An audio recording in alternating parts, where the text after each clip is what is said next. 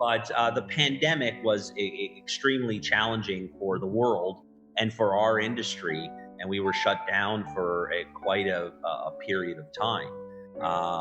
So I believe networks reassess what is important and reassess what they feel they should be moving post pandemic in different directions.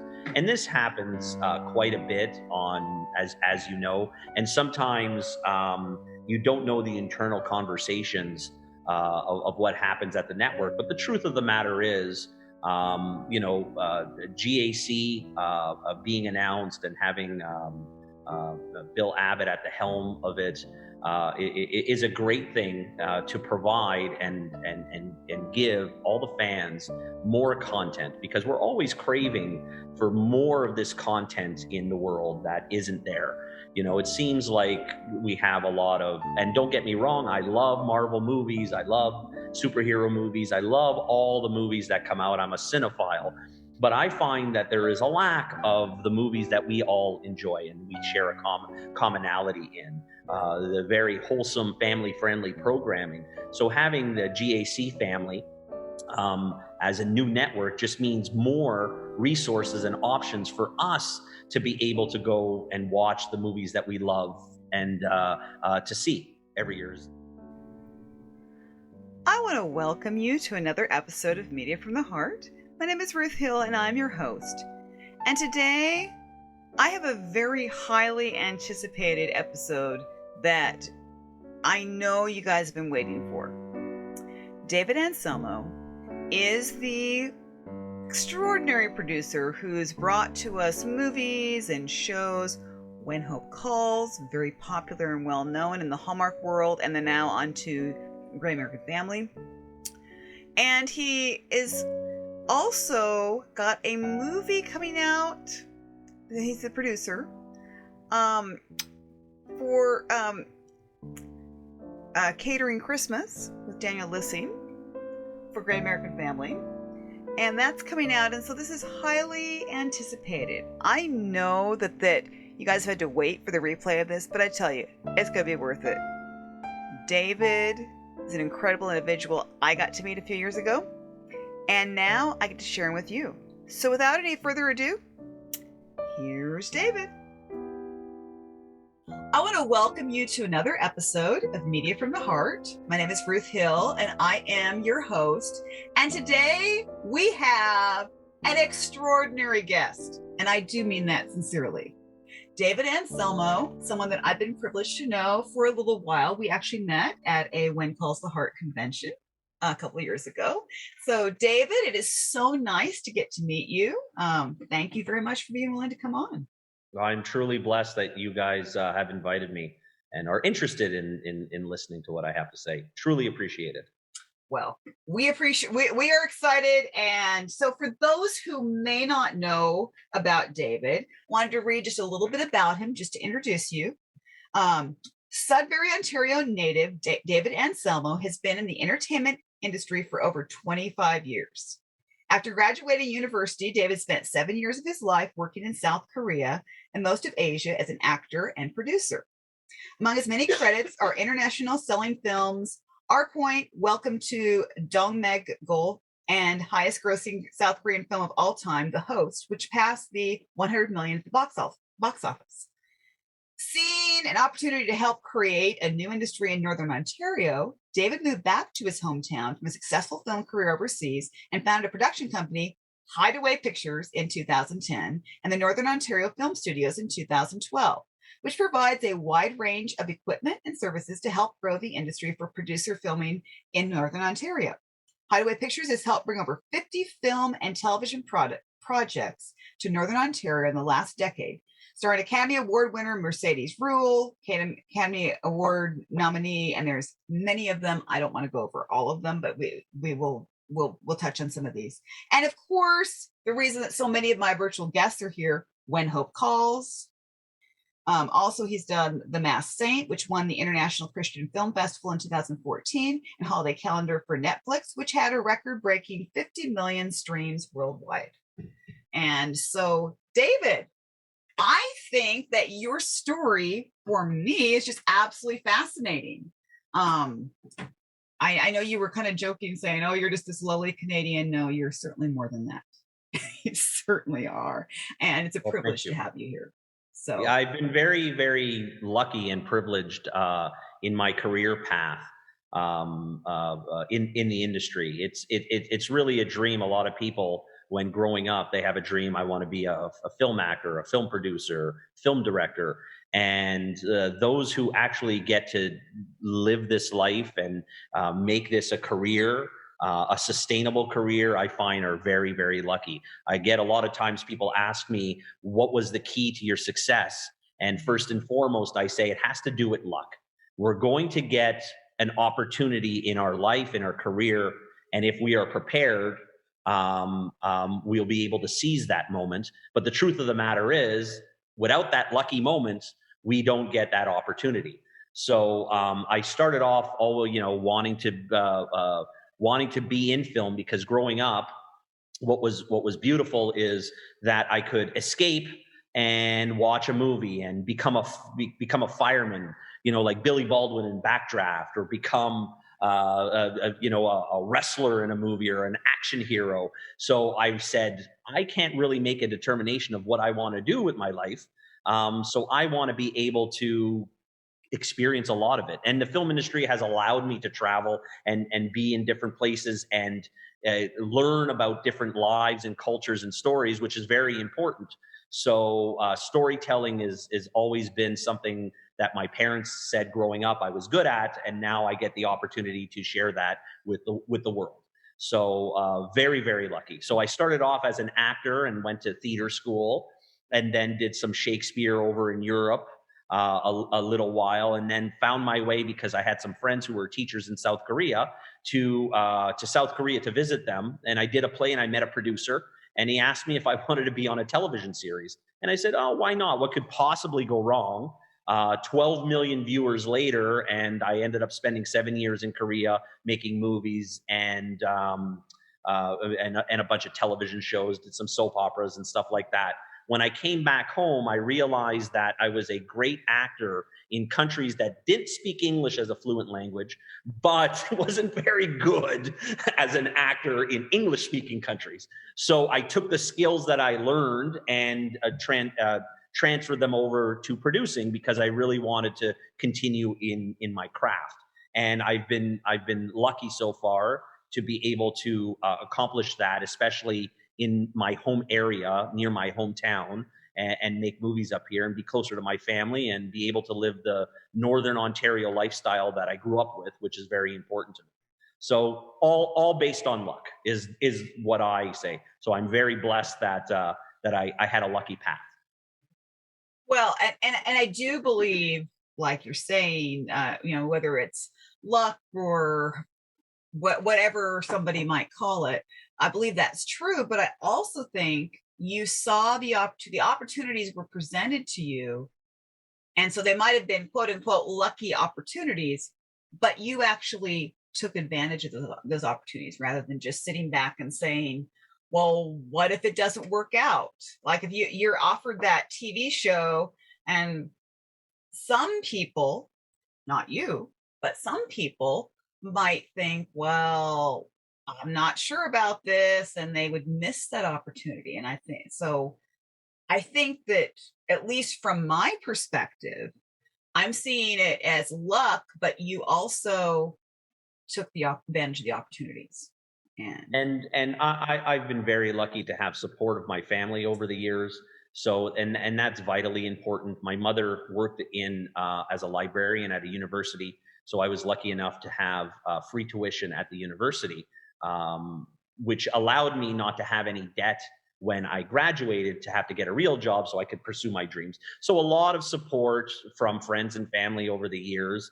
And now that I think back on it, I never really had a secondary plan, which now in my 40s and being a little more responsible, realize that, man, that wasn't very smart, but it turned out. So yeah, I always felt very confident in my ability to pursue it and Mhm. make a success out of it. So I never really had a secondary plan.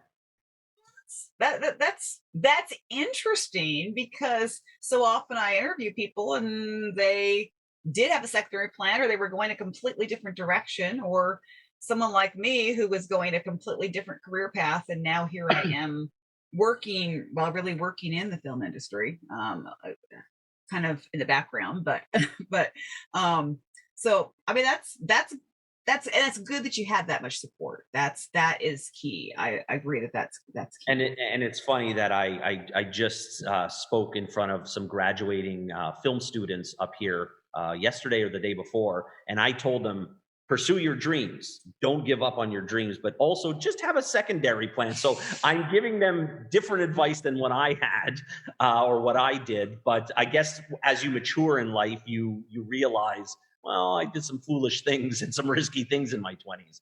But I guess the key message that I gave to them was always keep your blinders on, like a racehorse. They have those blinders so that they don't notice the competition, they don't notice anything else is there, and they're focused on their goal. Because if they see that, they'll trip over their legs and not win the race. So I tell students, focus, have a clear path, and then discover the steps that you need to get to that path.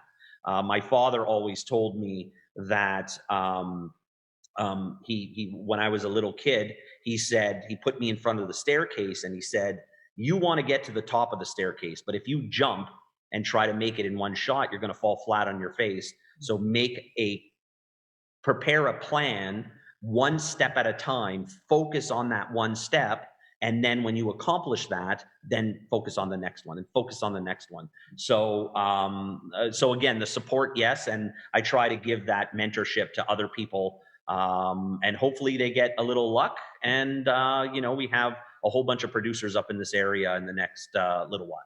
Yeah. Oh, well, and that's excellent advice. I love that because, as far as, one step at a time, it's so easy to say, well, this is where I want to be. I can see the end result, but I'm not sure how to get there. And so you don't create a plan to get there. And then it's just, well, I don't know how to get there. So you just kind of hang out. You hang out in one place and you don't go forward, sometimes not having that plan in place. So I like that advice. That's excellent advice. Yeah. Yeah. So I'm very, very blessed that, I had a smart father who Right. steered me in the right direction. And mother, don't get me wrong, and mother. Yeah, exactly. Oh, I hear you. My mother's actually in the audience here today, and Oh, great. I would not be here without her. Well, of course, I mean, physically speaking, of course, of course, but she has been a huge support when I started dabbling a little bit in the film industry. And some people were saying, "What are you doing, Ruth? This is crazy." And my mom was the one who was always supportive, always there saying, "Oh, just no matter what she was thinking." Said the same thing about me when I moved home. They said, "You want to do what here?" And 10 years later, I don't get those looks anymore. Exactly. Um, so when you came back to Canada, from this international career that you had, um, you ended up going up into like northern Ontario, which is where you're from, right? Right. And so it's interesting that you would choose that particular area. Was it just because you wanted to go home, you wanted to develop the film industry there, or what was your reasoning for starting in northern Ontario? Well, you start to, being away for so long, you start missing birthdays and funerals, unfortunately, and Christmases and holidays, and you realize that at some point that it's funny. Growing up in a small town, I always said I wanted to get out of the small town. The further I left, the more I wanted to come back, the more I appreciated what I had. And Hideaway Pictures, which is my company, is in essence that we have our little own hideaway, our little own paradise here. So if you ever go to my website and you see the logo, it's a boy sitting in a tree, and that's me dreaming of making movies and being a big success in this industry, sitting in a tree in my hometown, in nature, in the forest where I grew up, and dreaming of this. So, in essence, Hideaway is where I'm from. We have a little own paradise, or little own hideaway, and now we get to share it with the world and how beautiful it is up here. That's cool. Yeah, because I know that it's a. I've heard from many people who filmed, of course, with your company. I've talked to lots of them, and they always say it's a rather remote area. Like, in other words, they've got to take, it's several hours to drive up there or to travel up there. And but they say Yeah, once they get up there, other than they do sometimes complain about being cold when it's the middle of winter, they and they'll come back and they'll say it we was are in so. Canada. 3 months out of the year is cold, but like right now, it's April and sun shining, and the grass is starting to turn and whatnot. But yeah, it can be cold, especially for those warm-blooded LA folks that are so used to perfect weather all the time. To us, it's normal. It's normal. It's like Minnesota. It's I like the four seasons, but yeah, but it is beautiful, and we want to also, when we have people come up here, to experience the beauty, Mhm. and share in it, and we give them ideas on what to do on the weekends and do some fun activities. So there's lots of, if you really love nature and beauty, this is a great place to come and visit. Okay, well, you've sold me. I'm ready to just jump on the next plane and We'll get up have there. to invite you. I'm We'll have ready. It sounds nice. So, of course, you've worked on Hallmark movies, Netflix, now GAC, different series, and of course, a lot of my listeners, viewers are going to know about When Hope Calls, which that's how you and I got connected. Really, was because of When Hope Calls, yeah. and we just loved. I mean, the way that believe that you that an actual, like, the set had to be constructed, like you're kind of almost out in the middle of nowhere, and then there's this nice set was built specifically for When Hope Calls. Isn't that correct? Yeah, yeah. So, when we knew we were going to be doing the series, we wanted to really showcase the beauty of the area, and given the period piece that When Hope Calls is, it really lended to really showcasing the beauty. One of the important factors I had was I wanted to make sure that the storytelling was unobstructed. So a lot of times when you're making a television series or a movie, you have, well, we can shoot in this area, but we can't shoot here because it's ugly or because it looks too modern. So how do we make a movie set in the early 1900s when we're living in the 21st century? So we found an area that was shootable 365 degrees, so that the directors and the storytellers had an unlimited amount of resources to be able to showcase. And we spent a couple of months. I have a little drone, and I droned around a lot of different areas. And then our showrunner Alfonso came up with our partner and executive producer, Mr. Cravoy, Brad Cravoy, and we decided on one location. And the reason why we decided on it was because it was picture perfect and was remote enough that we didn't have to worry about a car driving by or a plane flying overhead or whatnot, and built this town on a 60-acre lot. It's actually owned by a farmer who has thousands of acres, who decided that he wanted to share a piece that he didn't use very much for his cows. And given that we have our cow wrangler, a strong, powerful female character in Tess, Mm-hmm. we decided to write that character around the fact of the resources that were there. And so she became a cattle wrangler because the farmer on the land owns thousands of cows. So we could add to the production value of this. And so there, we allocated a 60 piece of land, plot of land, and we started building in 2019. When we started building, it just had happened that it was the record-breaking snowfall in the area in the last years. And if you go on to some of our social media, you will see the transition of how we built it. But usually, like right now, it's mid-April, and there is absolutely no snow on the ground whatsoever. It's been a couple of weeks now. We had snow till mid-May or early May that year when we were building, and we had 12 weeks to build this town. So after design, we started designing in February, but then we had 12 weeks to build the town, and the town took 1,000 carpenter days in 12 weeks to accomplish.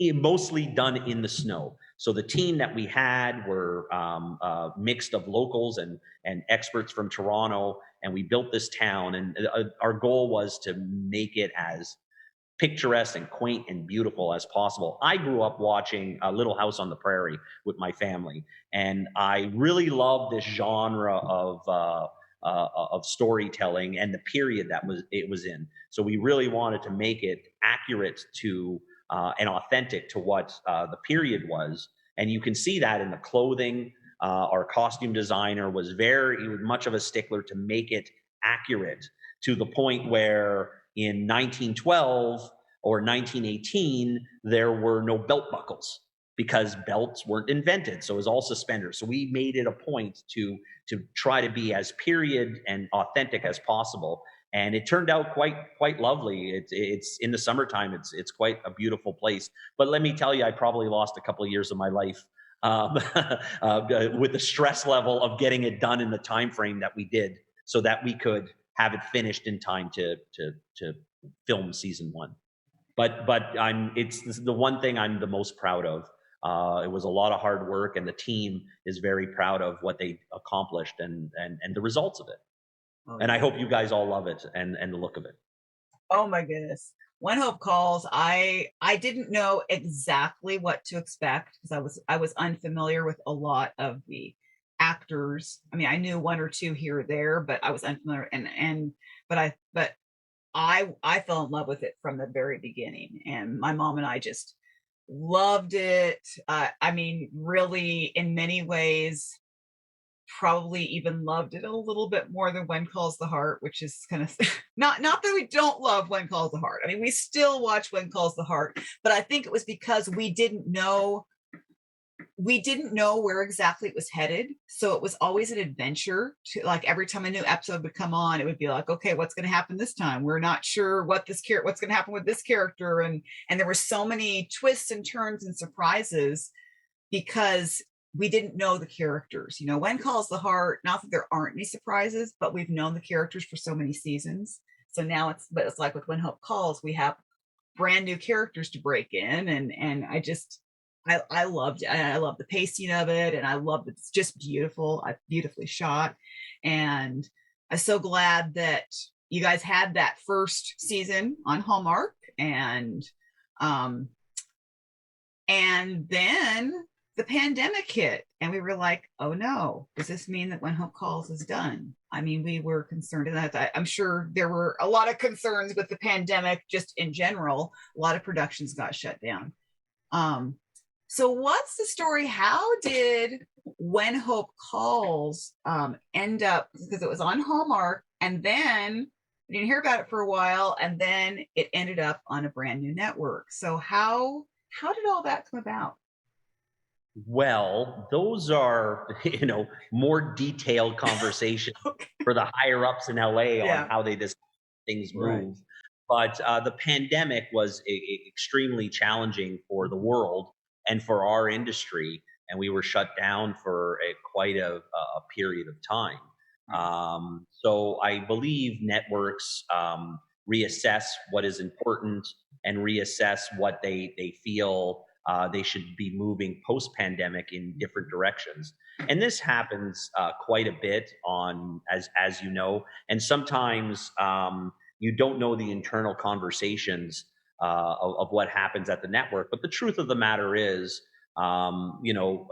GAC being announced and having Bill Abbott at the helm of it is a great thing to provide and give all the fans more content, because we're always craving for more of this content in the world that isn't there.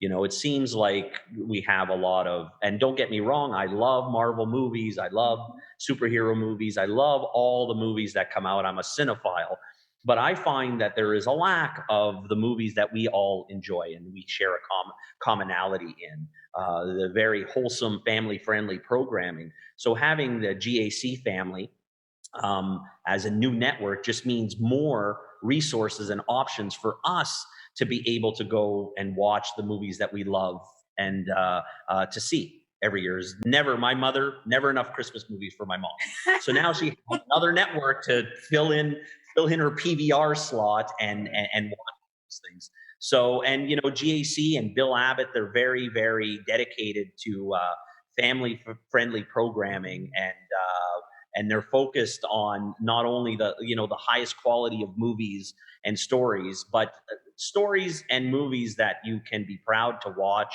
and that you can have your entire family watch. And given this time and day and age with what's going on in the world with war and pandemics and whatnot, having a destination and a place to watch uplifting stories is always a great thing.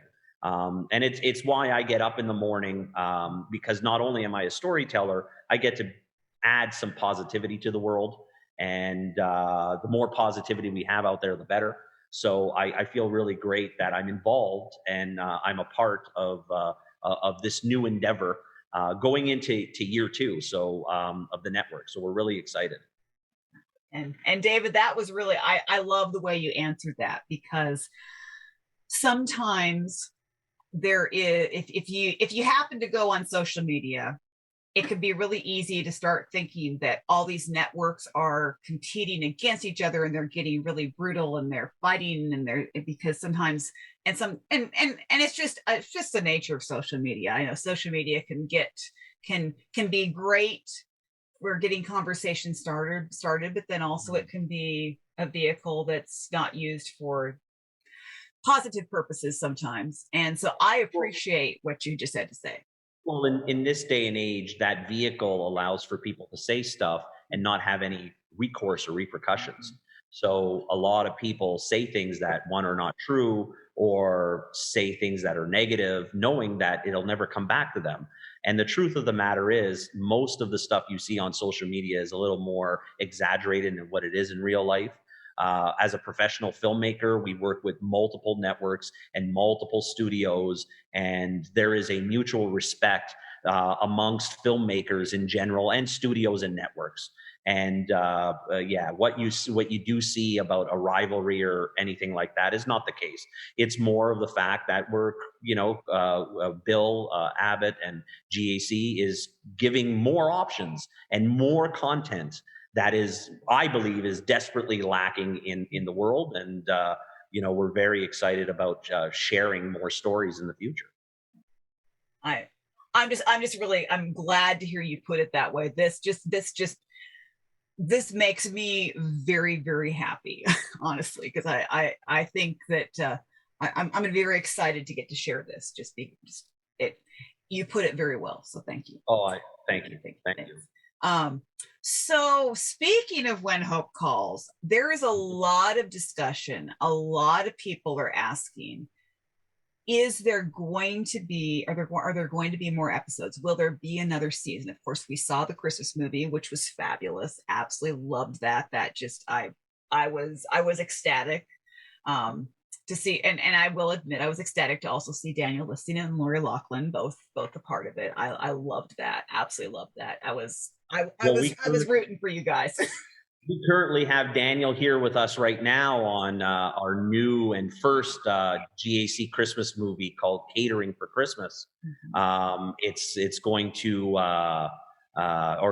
Catering Christmas. I put the 4 in, but we removed the 4. So Catering Christmas, and it's the first movie that GAC announced this year, and it's part of their Great American Christmas. So we're preparing for Christmas early this year, everybody. So yeah, we have Daniel listening, and I worked with him years ago on a Christmas movie Very, very familiar, and we're really good buddies. Very excited to be here, and I talked to him that I was going to be speaking to you guys today, so he was very excited. Says hi, and he's currently on set working. I get to be in a nice, cool office and talk to you guys. And he's on a warm set, working. So, but Right. he wishes everybody happiness and greatness and all that stuff. Yeah. Well, thank you. Yeah. So how can we, is there a way that we can help get another season of When Home Calls, or is that something that's in the works? Your support and hearty support is always greatly appreciated. Brian Bird is very proud of the Hardys and family that has been created from the When Calls the Heart show and When Hope Calls now. Always, positive support is always great. Keep supporting, keep emailing, keep putting stuff on social media. And, we don't have anything to announce as of right now, but we're very excited to share some details about future episodes and season 2 at a later date. I let the professionals deal with announcements, and I'm just, again, a lowly producer who's behind the scenes. But we're looking forward to sharing more details in the future. Oh, that's good. Well. Speaking of your role as producer, I know that a lot of my listeners and viewers are not clear on what it means actually to be a producer. Like, what is your role when it comes to these particular movies and shows? I get the question a lot. I come from a family of builders. My father was a contractor and built buildings and houses and whatnot. So I always relate back to that. A producer is like a contractor. He gets a blueprint for a house, he gets a script, and then he has to figure out how to finance that house, how to pay for that house. So you have people like the networks and Brad Cravoy and the executive producers who then come in and help finance the house, the project, the movie. And then my responsibility is to make sure that I have the people, the creative and talented people necessary to bring the vision to fruition. And so we hire directors, and we hire locations people, and we hire art people and sets people and designers, just like a contractor will hire carpenters and you know, carpenters and let's say framers and foundation people for cement and whatnot, and roofers. So I kind of do the same thing, but in regards to making the movie. And when we have a budget, we make sure that we want to stay on budget, of course, and plan and organize and manage the team and the schedule and facilitate the look and the interaction of the vision and the look with the creatives in LA, etc. I'm a contractor, and it's but I get to do it on a movie set. That's the long answer. The simple answer is, what do? I watch TV for a living. I sit behind a monitor and I watch TV all day. So I'm a professional TV watcher. I'm a professional couch potato, let's say.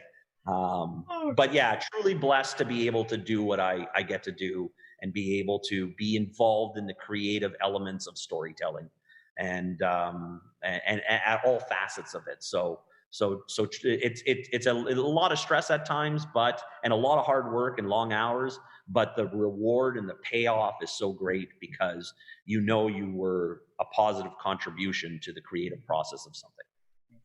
And I've honestly never heard a producer explain it just the way you did, and that was excellent answer. I think I even learned something in that, and I've talked to many producers. So great way to describe it. That's good. So I think I want to start opening up for questions because I know we have a wonderful virtual audience. So is there and I've got the first person here. She's all ready to go. Timmy, go ahead. Thank you. So you just mentioned that you have long, stressful days. What do you do to wind down after one of these days? And also, how do you prepare if you have a day like that ahead of you? The one thing from the progression of my career when it comes to long stressful days, when the what I've discovered in the last couple of years is having experience lessens the stress, because you know you'll encounter those problems, and you'll know that you have the confidence now with the experience that you'll be able to overcome them. So really, we're problem solvers, and having the more experience I get, the more enjoyable the job becomes, and the less stress I do have because of the experience I've gained over the years to be able to have the confidence to tackle whatever is thrown at me. But as in any job, it is work, and it is difficult at times, and it can be stressful. But like I was mentioning before, I get to do it in an environment that I love. So when I go home at night, I get to be in an area, and I'm looking out my office window. I get to be overlooking the lake. I get to be in an area that I grew up in, that I love, and I love the lifestyle of being in Northern Ontario. So I have a lot of hobbies. I like fishing. I do a lot of boating. I'm an avid sailor, which I haven't had a chance since the pandemic to do very much. But when I get an opportunity, I love to go sailing. And uh, if anybody has a sailboat or has ever sailed before, they'll know how meticulous sailors are with every little piece of equipment on their boat. And I find over the years and growing up and being a sailor, I've taken that meticulousness and added it to my profession, which has helped me enhance and be more successful. So I love to sail. In the wintertime, I started during the pandemic. One of the positive things that I encountered was I started snowmobiling. So as Ruth said, the snow up here can be cold. So I decided to turn a negative into a positive and bought myself a snow machine a couple of years ago. So over the last 3 months, every Saturday I would wake up and spend 4 or 5 hours with some of my friends snowmobiling the trails of Northern Ontario. So I'm starting to really enjoy winter. A couple 3 weeks ago, we got a hot spell, and I was praying for snow, for the first movie, as we're making a Christmas movie, Catering Christmas, but also because I wanted to do a couple more weekends of snowmobiling. And then the hot spell happened, and it's funny how my attitude changed very quickly, because I was praying for snow, and then the second the hot spell happened, I decided to call it a season, put my snow machine away, and then the following day, now all I'm praying for is hot weather and sun. It flipped like that. So now I'm waiting for the ice to melt on the lake so that I can put my boat in the water and go boating. Oh, sounds brilliant. Thank you for your answer. Thank you. Yeah, thank you, Timmy. All right, and we have got Paula. She always has the best questions, by the way, Paula Cooley. Mine might be boring today, though, but can I back up to about the producing part of it? Yeah. What is when you see the critics going down, you see executive producer, and a co-producer. What are the difference between that? And that's a great question, because sometimes the lines are blurred as to what is the definition of those things. Uh-huh. In my mind, and a simple way to describe it is, an executive producer usually focuses on the financing and selling of the movie, and putting some of the major players together, helping with the development of the script and the creative parts of the script, and really financing it. A producer is the on-site person who will manage the production elements of actually making the movie. And then a co-producer is somebody who might be a junior producer who is assisting the producer. So instead of getting a full producer credit, they may get a co-producer credit. Then there are also line producers and associate producers. A line producer does exactly that, manages the line. So supports underneath the producer on the day-to-day workload of getting the crew paid, negotiating the deals for the crew members, making sure the schedule's on time, hiring the caterer, hiring the support vehicles and equipment and whatnot, would be a line producer. And in Canada, we have a name for the line producer who could also be a production manager, which is roughly the same thing. Now, in our day and age, people do multiple jobs. So if we simplified, an executive producer is financing and a producer is making, sometimes I'm helping with the financing, sometimes the executive producers are coming in and helping with the day-to-day producing. So in smaller movies, we tend to take on more roles than in the bigger ones, just because it's a smaller movie and all hands on deck kind of thing. Are you also choosing who the director is or who the showrunner is? Is that your job? I'm part of the conversation. What we like, the one most important thing that I've learned, especially being overseas and working with, I ended up working, Ruth mentioned one of the movies called The Host. I ended up working with a director called Bong Joon-ho, a Korean director. He, 2 years ago, won 4 Academy Awards for a horror movie, or a thriller called Parasite, and it won 4 Oscars. When working with a lot of very creative, successful, and talented people over the years, the one thing that I believe they have in common that helps with their success is collaboration. So, and creative collaboration is very important. So to answer your question, when it comes to choosing who the showrunner is, the director, the scripts, what changes are made in the script, it's a very collaborative endeavor. And there are a lot of people involved, including the network and the creatives at the networks, but very, very collaborative. So I am part of the conversation, and there's not really one person who is the stamp of approval. It's usually a very collaborative thing, and people bring a lot of positive ideas to the table, and a lot of positive ideas or a lot of good ideas can turn into one great idea. So, and it's very, very collaborative. You have produced a lot of the Hallmark or of now with the GAC, but are you asked to produce, or like other stations like Netflix, or I mean, are you allowed to, or are you asked to produce other movies other than just the Hallmark or whatever, or do you just strictly stay? We have partnerships with various networks and studios. I've done 3 Christmas movies for Netflix over the years. I did a television series, a vampire television series with Netflix 4 or 5 years ago. I've done some independent feature films, and worked with studios like Paramount, and worked with other studios over the years. So it really, and my company also develops our own projects to do. So a lot of it is, I look for good storytelling, and I look for projects that I would be interested in working on, and who is involved in those projects, because there are certain people I would love to work with. So there's really no formula that I have on what I work on, but the truth of the matter is, my company and Brad Cravoy's company have a partnership, and we work a lot together.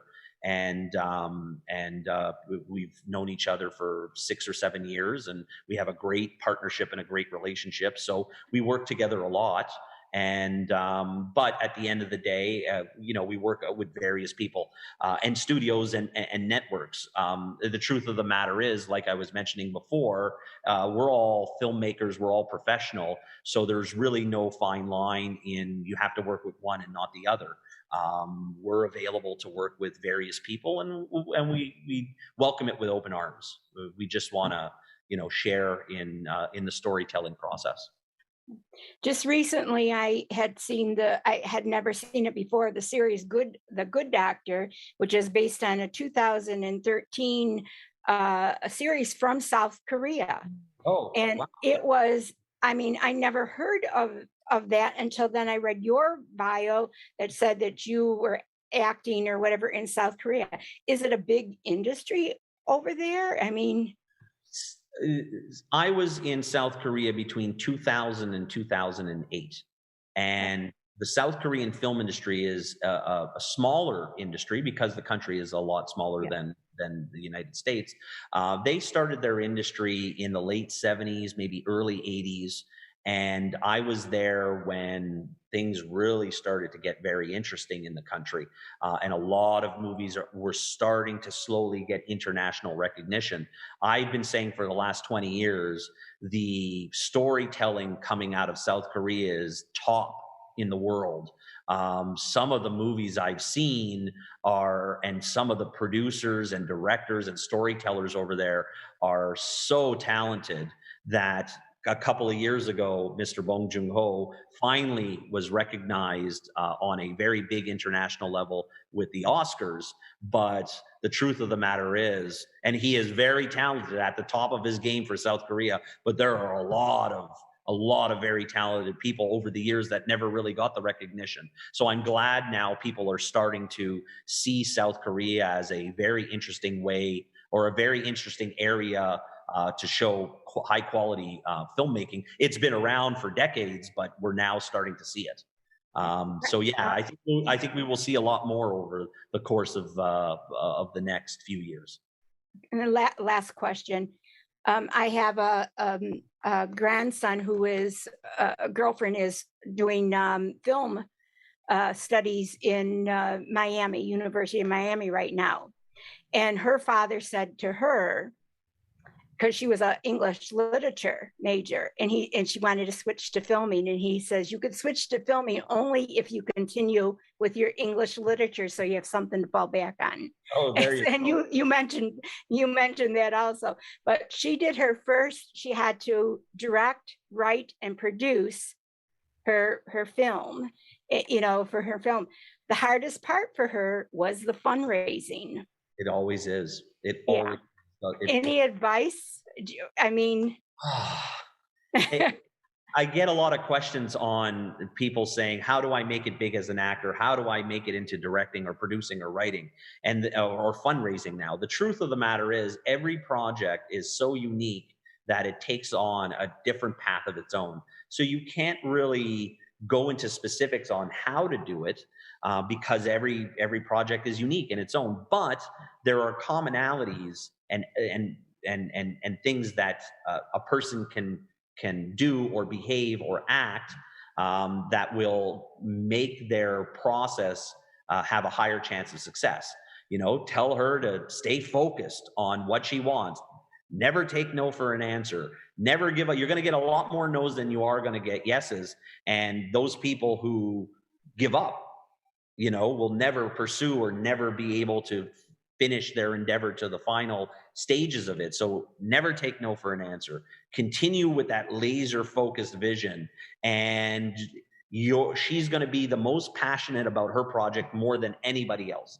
Let that passion come out when she's talking about her story and she's talking about her project to other people. And hopefully, because I find I'm a very passionate individual. I'm Italian, so with a lot of arms waving and whatnot, I'm a very passionate individual. And I find passion is very addictive. If you show passion, that you can get people to fall in love or be addicted to your passion. So tell her to be very passionate, and I'm sure it'll work out. Yeah. My grandson has also learned that he's very into it now. He has to carry the boom boxes and the microphones and everything. She's given him a part of everything to carry the equipment. and that's the first thing. You may not have millions of dollars to make your first movie. You may have $5 or $15 or $20. What I say is get your mom to cater for your friends and say you guys will get and have them and promise a lot of favors, and then deliver on those favors once they're cashed. But the first movie is all about favors, is all about asking your friends to be involved. So make the endeavor. Filmmaking it's a very cool thing to do. Yeah. Making movies is very cool. So people want to be involved naturally in doing something that's fun and cool. So make it fun, make it cool, and people will want to come and help out. And as long as they're having fun, they'll continue helping out. Yeah. And then they probably want free pizza, so mom has to step in with with some homemade meals or some, Yeah. Yeah. Her first house fell through that she had rented to film in. And so I was at the house at the time, and we had a phone call like 11 o'clock at night and said, can the film crew show up tomorrow to use your kitchen and your living room and your dining room? Oh, and by the way, Grandma, do you think you can help Mom get a craft food table set up? He's And on the right we path. did it. He's on the right path already. Yeah, it was fun. Yeah. Thank you so much. Thank you so much. Yeah, thank you, Paula. Thank you. All right. And we have Elizabeth coming on. Hi, I want to first say that I have no doubt that children will be coming in and out of the picture while this is prime mom afternoon time. But I want to first thank you, David, for your time this afternoon. I know you're very busy in the middle of your workday and have come to talk to us. This is the highlight of my day, truly. Maybe today. Yeah, I really appreciate that. So some friends of mine and I'm a college professor, are in a writing group, and we write novels and stories. And over the past 2 years, we've been stuck at home with our children that are aged 15 down to 5. And we have been really bereft of programming to watch. And we got it in our minds that we wanted to be the change that we wanted to see on TV. Like there is no programming that we like from 5 to 15 that teaches life lessons or things. I call it parenting help a little bit, watching things on screen, and you just don't have many opportunities to just leave the channel on anymore and have things come. Like it's very hard to find that. And so if we wanted to be we are writers, but if we wanted to start to craft novels and stories, heartwarming, uplifting, what I would call GAC programming that really speaks to those of us at the time in our life, I call us raising the demo, meaning we are raising the kids that are going to be watching your stuff later on, because we're watching with them, we don't know anything about the industry at all. Is it screenwriting classes? Is it, what is it? We're writers, we do it, but we don't know how that goes. How do you pick projects? How do you pick things that would be the writing that you want to see?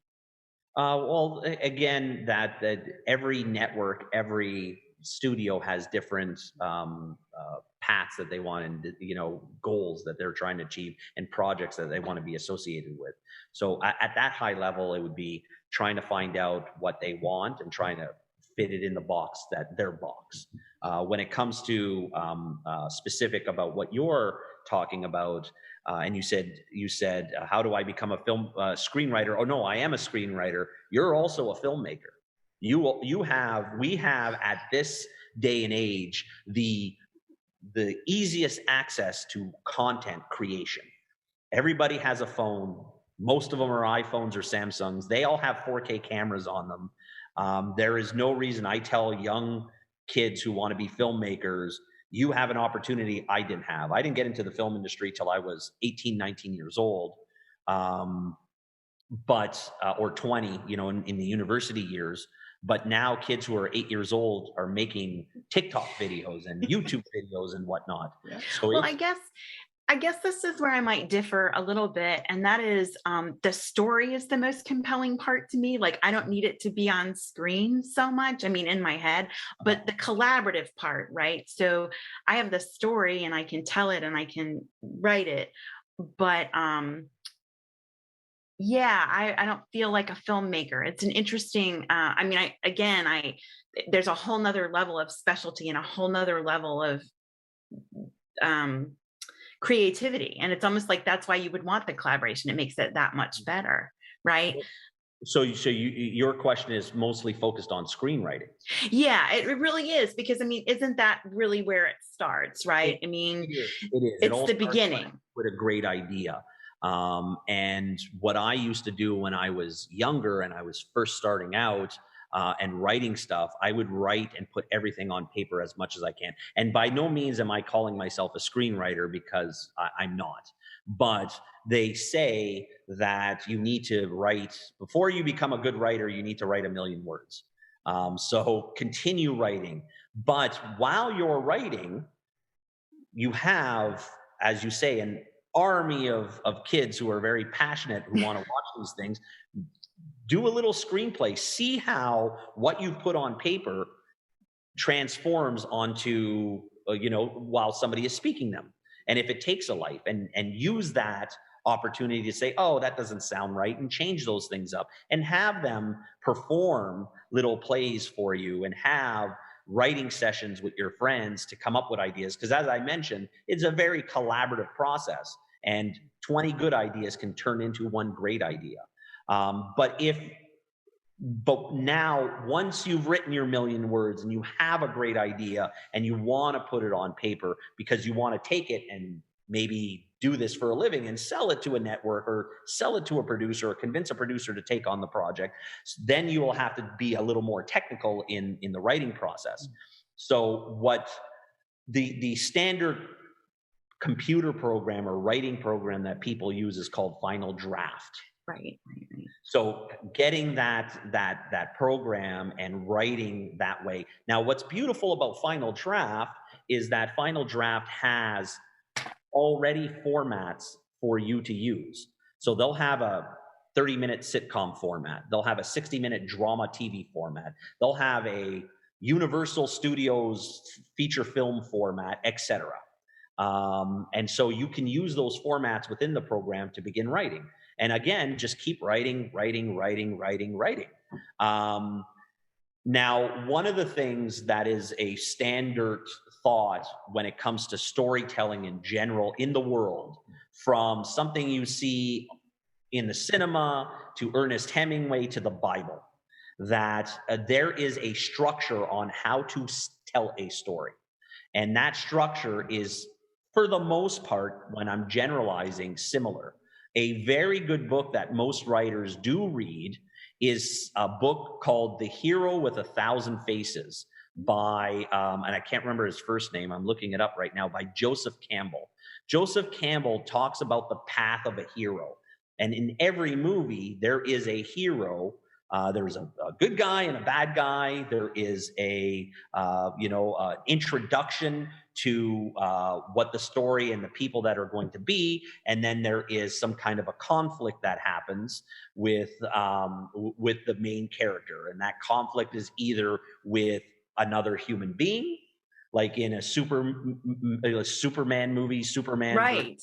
Somebody else, right, could be. And also there's the heroine's journey too, right? I mean, there Yes, these sort of I mean, so all of us are writers, like have either written a novel or written a book, or I'm an academic researcher and have written a ton, so all of us are in that sense. But it's what's so unique about GAC, and I'll cede the floor because your time is precious, and I'm so thankful that I get to talk to you because I'm dying to ask this question.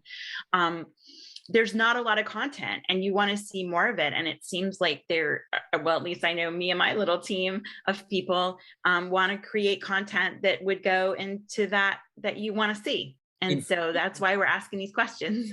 So write a script, use Final Draft, research all the players that are involved in the networks and that you want to be a part of and you want to share your story with.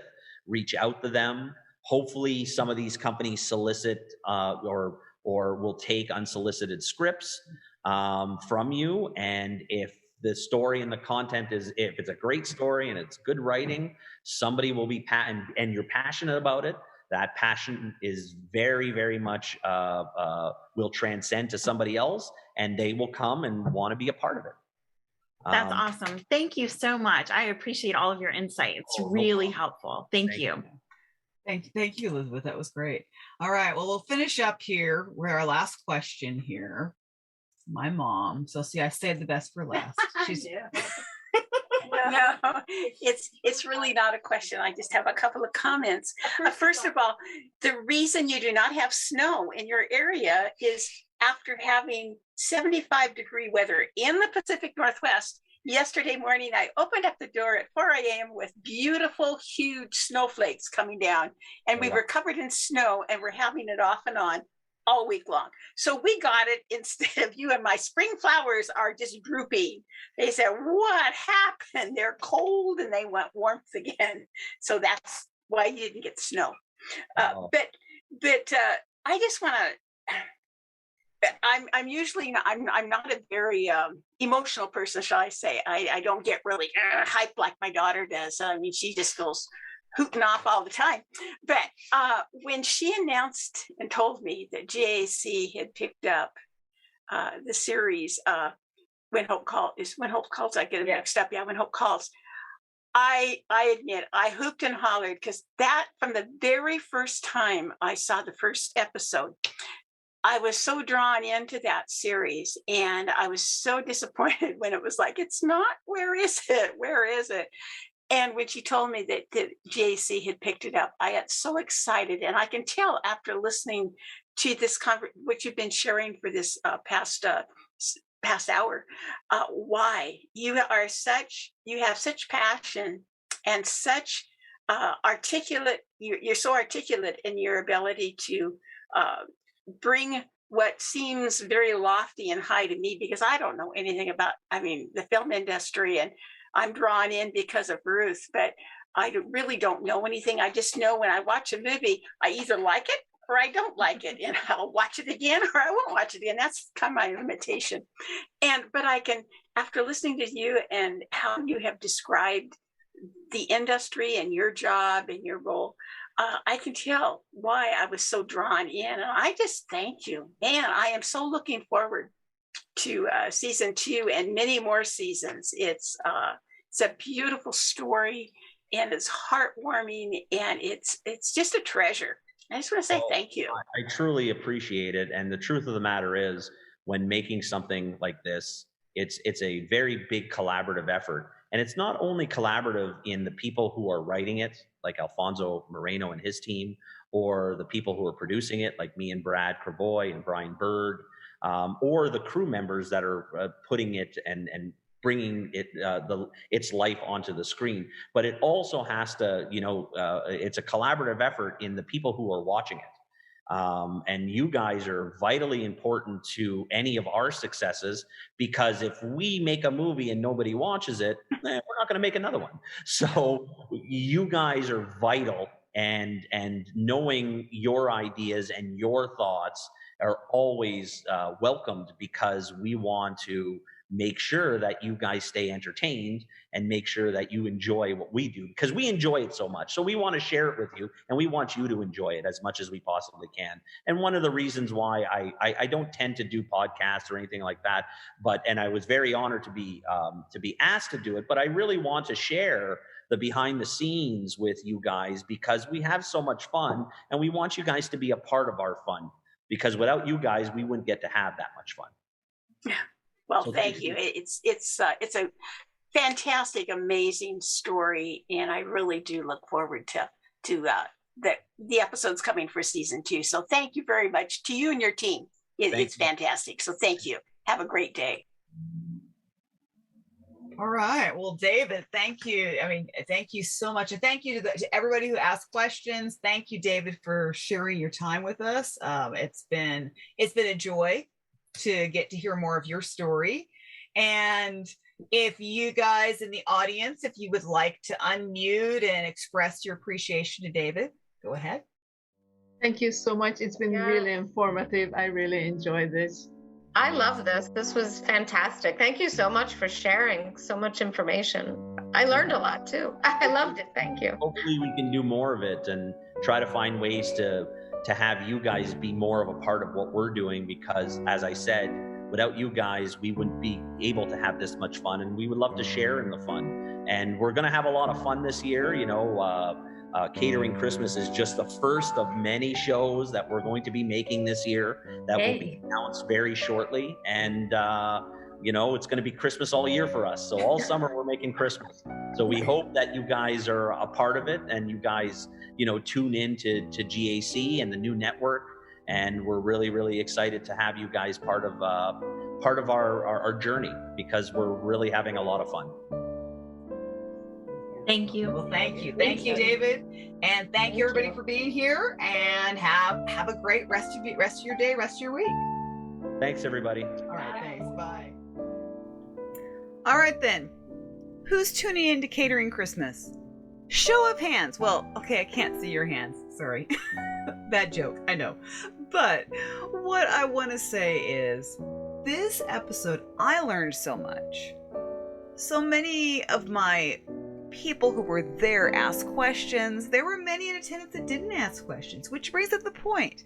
So this particular episode, David Anselmo, you can go to all the links, and of course you can visit all those links. I'll encourage you to do that. Go to the show notes, and of course turn on Great American Family and watch Catering Christmas and watch everything else that they're up to.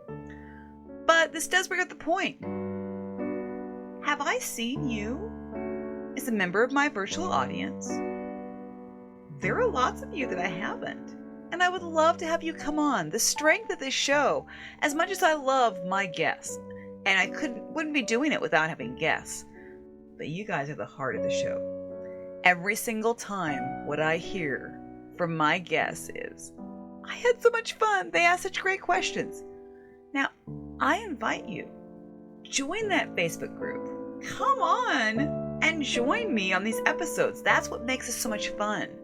I envision that we will have so many people that I'll have to issue tickets. So come on, people. I would love to see you there. But if you're not able to be there, then I appreciate so much that you are listening. You are following me, Apple Podcasts, right? And you are also subscribed on YouTube. And you're giving this video a thumbs up. More than anything, I want you to enjoy whatever it is that you do in this world. So please, don't sit there and think that somebody else is going to do it. If there is a dream in your heart, just like there was for David, go after it. The world's waiting on you. And maybe one day you will be the one who will be on my podcast as a guest. You never know. I want to wish all of you the absolute best. Let me know what you think of this episode. I'd love to get your feedback. No matter where you are in this world, have a great, great day. God bless.